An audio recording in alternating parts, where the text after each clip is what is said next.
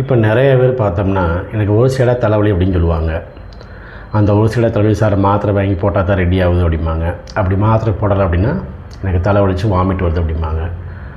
அதுக்கடுத்து ஒரு ஸ்டெப் என்ன பண்ணுவாங்க, போய் டாக்டரை பார்த்துட்டு எனக்கு மைக்ரேன் டயக்னோஸ் பண்ணிக்கிறாங்க, மாத்திரை டெய்லி டாக்டர் போட சொல்லிக்கிறாரு அப்படிம்பாங்க. பொதுவாகவே இந்த ஒற்றை தலைவலி அதாவது மைக்ரேன் அப்படிங்கிறது மேக்ஸிமம் மருந்தே தேவைப்படாது.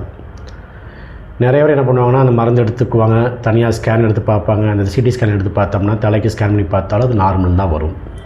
ஸோ மைக்ரேன் முறை இதனால் வருது, அந்த ஒற்றைத்தலைவலி இதனால் வருதுன்னு அதோட ரூட் ஆஃப் காஸை கண்டுபிடிச்சாலே அந்த நோய்க்கு மருந்துகளே தேவைப்படாது. இதை ஏன் அப்படி சொல்கிறேன்னா, நிறைய பேர் நம்மள்கிட்ட வர பேஷண்ட்ஸ் பார்த்தோம்னா அந்த மைக்ரேனை ஒரு பெரிய நோயாக கொண்டு போவாங்க. ஸோ சிம்பிளாக சொல்கிறேன், அந்த மைக்ரேனுக்கு மெயின் காரணமே பார்த்தோம்னா நம்முடைய சிந்தனைகள். இப்போ சிம்பிளாக பார்த்தோம்னா ஒரு மைண்டில் நம்ம ஒன்று யோசனை பண்ணியிருப்போம், அதே மாதிரி ஆப்போசிட் இருக்கவங்களும் எதிர்பார்ப்பாங்க. ஸோ அங்கே தான் ஸ்டார்ட் ஆகும். ஸோ மேக்ஸிமம் பார்த்தோம்னா இந்த மைக்ரேன் பார்த்தோம்னா நம்ம எதிர்பார்ப்புகள், நம்முடைய எக்ஸ்பெக்டேஷன்ஸ், அந்த எக்ஸ்பெக்டேஷன் கம்ப்ளீட் ஆகும்போது என்னன்னா, அது கம்ப்ளீட் ஆகாமல் இருந்தால் அதையே திங்க் பண்ணி ஒற்றை தலைவலி ஸ்டார்ட் ஆகி அது மைக்ரேனாக கன்வெர்ட் ஆகுது. அது நிறைய விஷயத்தில் அதை அப்ளை பண்ணலாம். ஒன்று ஒரு கணவன் மனைவிக்குள்ள சண்டையாக இருக்கலாம், இல்லை ஒருத்தரோட பிஸ்னஸ் பண்ண அந்த பிஸ்னஸோட லாஸாக இருக்கலாம், இல்லை வேலை செய்கிற இடத்துல ஸ்ட்ரெஸ் அதிகமாக இருக்கலாம். ஸோ இதுக்கு மெயின் காரணம் பார்த்தோம்னா ஒரே விஷயத்தை அதிகமாக சிந்தனை பண்ணுறது. ஸோ இந்த மாதிரி பேஷண்ட்ஸ் மெயினாக பார்த்தா நீங்கள் மருந்துகள் எடுத்துக்கொண்டு இருக்கிறது, ஸ்கேன் பண்ணுறது, ஹாஸ்பிட்டலாக ஏறி இறங்கிறத விட்டுட்டு முடிஞ்சளவு இந்த மாதிரி பேஷண்ட்ஸ் சிம்பிளாக பார்த்தோம்னா அந்த இடத்துல அந்த டாபிக் அடுத்த டாபிக் வரணும் அப்படிம்பாங்க. சொல்லப்போனால் சிம்பிளாக பார்த்தா சோஷியல் நெட்வொர்க் அது நிறைய பேர்கிட்ட அதிகமாக பேச சொல்லுவாங்க.